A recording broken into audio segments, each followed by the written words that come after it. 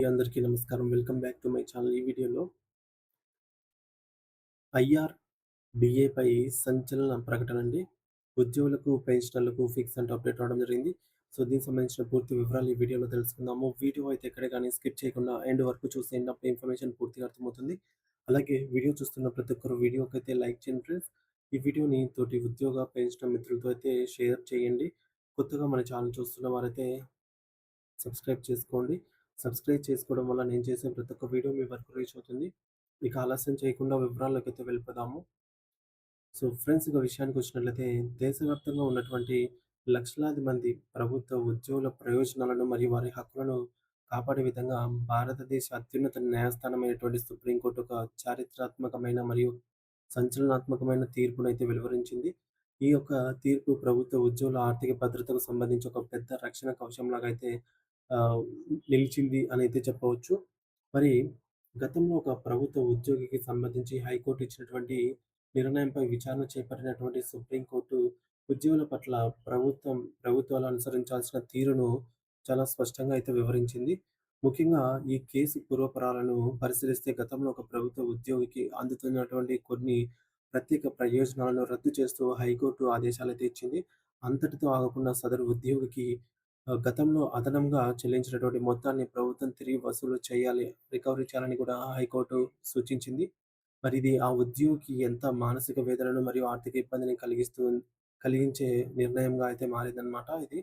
అయితే హైకోర్టు ఇచ్చినటువంటి ఈ యొక్క ఆదేశాలను సవాలు చేస్తూ సుప్రీంకోర్టులో కూడా పిటిషన్ దాఖలు కావడంతో న్యాయస్థానం దీనిని లోతుగా విశ్లేషించింది. సుప్రీంకోర్టు తన విచారణలో హైకోర్టు నిర్ణయాన్ని పూర్తిగా తప్పుపట్టిందనమాట. మరియు ఆ యొక్క ఆదేశాలను కొట్టివేసింది హైకోర్టు యొక్క ఆదేశాలను. ఉద్యోగి తప్పు లేకుండా ప్రభుత్వం పొరపాటున ఎక్కువ జీతం లేదా ప్రయోజనాలను గనక చెల్లించినట్లయితే పదవీ విరమణ చేసే సమయంలో లేదా ఆ తర్వాత వాటిని రికవరీ చేయడం ఏమాత్రము సమంజసము కాదు అని జెప్పేసి సుప్రీంకోర్టు ఇక్కడ స్పష్టం జేసిందనమాట. మరి ఒక ఉద్యోగికి రావాల్సినటువంటి అన్ని రకాల సౌకర్యాలను ముఖ్యంగా పెండింగ్‌లో ఉన్నటువంటి బకాయిలను, అరియర్స్‌ను తక్షణమే చెల్లించాలని జెప్పేసి కోర్టు తీర్పునైతే ఇచ్చింది. మరి ప్రభుత్వాలు తమ ఉద్యోగులకు ఇవ్వవలసినటువంటి డబ్బును నిలిపివేయటం లేదా ఆలస్యం చేయటం అనేది వారి యొక్క ప్రాథమిక హక్కును కాలరాయటమే అవుతుందని కోర్టు అయితే హెచ్చరించింది. మరి ఈ యొక్క తీర్పును ప్రతి ప్రభుత్వ ఉద్యోగి ఒక గొప్ప ఊరటనిచ్చే అంశంగా అయితే నిలిచింది. ఎందుకంటే చాలా సందర్భాల్లో ప్రభుత్వాలు నిధుల కొరత సాకుతోనో, లేదంటే సాంకేతిక కారణాలతోనో ఉద్యోగుల యొక్క బకాయిలను చెల్లింపులలో విపరీతమైన ఆలస్యం చేస్తూ ఉంటాయి. అటువంటి ఆలస్యాలు ఇకపై చెల్లవు అని ఉద్యోగుల కష్టార్జితాన్ని సకాలంలో అందచేయడం ప్రభుత్వం యొక్క కనీస బాధ్యత అని చెప్పేసి సుప్రీంకోర్టు నొక్కి చెప్పింది. మరి ప్రభుత్వాలు తమ ఉద్యోగుల పట్ల ఒక యజమానిలా కాకుండా సంక్షేమ కార్యకర్తలాగా వ్యవహరించాల్సి ఉంది అని జెప్పేసి కూడా ఈ సందర్భంగా హైకోర్ట్ అయితే సూచించిందనమాట ప్రభుత్వానికి. ముఖ్యంగా ఈ తీర్పులో రైల్వే ఉద్యోగుల ప్రస్తావన కూడా వచ్చింది. రైల్వే శాఖలో పనిచేసే ఉద్యోగులకు కూడా ఇతర కేంద్ర ప్రభుత్వ ఉద్యోగులతో సమానంగా అన్ని హక్కులను గూడా ప్రయోజనాలను కల్పించాలని కోర్టు ఆదేశించింది. దేశంలోని అతిపెద్ద ఉపాధి కల్పన రంగమైనటువంటి భారతీయ రైల్వే కేంద్ర ప్రభుత్వంలో ఒక విడదీయలేని అంతర్భాగమని కోర్టు గుర్తు చేసింది. కాబట్టి రైల్వే ఉద్యోగులను వేరుగా చూడకూడదు అని జెప్పేసి వారికి సమానమైన గౌరవాన్ని మరియు ఆర్థిక సౌకర్యాలు అందించాలని జెప్పేసి పేర్కొంది.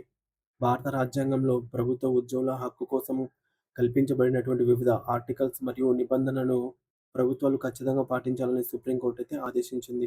చట్టం ముందు అందరూ సమానమేనని, ఒక ఉద్యోగి తన జీవితాంతం ప్రభుత్వానికి అందించిన సేవలకు ప్రతిఫలంగా వచ్చే ప్రయోజనాలను అడ్డుకునే అధికారం ఎవరికీ లేదు అని చెప్పేసి కోర్టు తన తీర్పులో స్పష్టమైన వివరణ అయితే ఇచ్చింది. మరి ఈ యొక్క తీర్పు భవిష్యత్తులో ఉద్యోగుల రికవరీలో కేసుల్లో కూడా ఒక కీలక మార్గదర్శకంగా అయితే నిలవనుందనమాట. సో, ఫ్రెండ్స్ మొత్తానికి మనం చూసుకున్నట్లయితే ప్రభుత్వ ఉద్యోగుల నుండి అదనపు రికవరీని సుప్రీంకోర్టు ఇట్లా రికవరీ చేయడాన్నయితే వ్యతిరేకించిందనమాట. సో, పొరపాటున ప్రభుత్వము అధిక మొత్తం గనుక చెల్లించినట్లయితే ఉద్యోగికి, సదరు ఉద్యోగి రిటైర్ అయ్యేటప్పుడు గానీ, లేదంటే సదరు ఉద్యోగి తర్వాత ఎప్పుడైనా సరే దాన్ని ఒకేసారిగా రికవరీ చేయడం అనేది కరెక్ట్ కాదని జెప్పేసి సుప్రీంకోర్టు తీర్పు ఇవ్వడం జరిగింది. మరి ఈ మేరకు హైకోర్టులో ఇచ్చినటువంటి ప్రతికూల తీర్పును సుప్రీంకోర్టు కొట్టివేస్తూ ఉద్యోగికి అనుకూలంగా అయితే తీర్పునిచ్చిందనమాట. ఉద్యోగులకు రావాల్సిన అన్ని రకాల బకాయిలను, అరియర్స్‌ను వెంటనే చెల్లించాలని ఆదేశించింది. అలాగే రైల్వే ఉద్యోగులను కేంద్ర ప్రభుత్వ ఉద్యోగులతో సమానంగా చూడాలని చెప్పేసి స్పష్టం చేసింది. ఇక బకాయిల చెల్లింపులలో ప్రభుత్వాలు కాలయాపన చేయడం చట్టవిరుద్ధం అని జెప్పేసి పేర్కొనింది. రాజ్యాంగబద్ధంగా ఉద్యోగులకు కల్పించాల్సినటువంటి హక్కులను మరియు ఆర్టికల్‌ను తప్పనిసరిగా అమలు చేయాలని జెప్పేసి సూచించింది. మరి ప్రభుత్వ ఉద్యోగికి చెల్లించవలసినటువంటి ఈ యొక్క అదనపు మొత్తాన్ని రికవరీ చేయాలని జెప్పేసి హైకోర్టు ఇచ్చిన ఆదేశాలను సుప్రీంకోర్టు పూర్తిగా రద్దు చేసిందనమాట. ఉద్యోగుల బకాయిలను సకాలంలో చెల్లించడంలో ప్రభుత్వం బాధ్యత ఇది. అందులో ఎటువంటి ఆలస్యం చేయకూడదు అని జెప్పేసి అత్యున్నత న్యాయస్థానం అయినటువంటి సుప్రీంకోర్టు స్పష్టం చేసింది. ముఖ్యంగా రైల్వే శాఖ ఉద్యోగుల హక్కులను కాపాడుతూ వారికి కేంద్ర ప్రభుత్వ ఉద్యోగులతో సమానమైనటువంటి ప్రయోజనాలనైతే కల్పించాలని ఈ యొక్క సంచలన తీర్పు ద్వారా వెల్లడైంది. మరి ఇది దేశవ్యాప్తంగా ఉన్నటువంటి ప్రభుత్వ ఉద్యోగులందరికీ పెద్ద ఊరటనిచ్చే పరిణామంగా అయితే పరిగణించవచ్చు. సో, దీనిపై మీ అభిప్రాయాన్ని అయితే కామెంట్ ద్వారా తెలియజేయండి friends. Thank you for watching this video.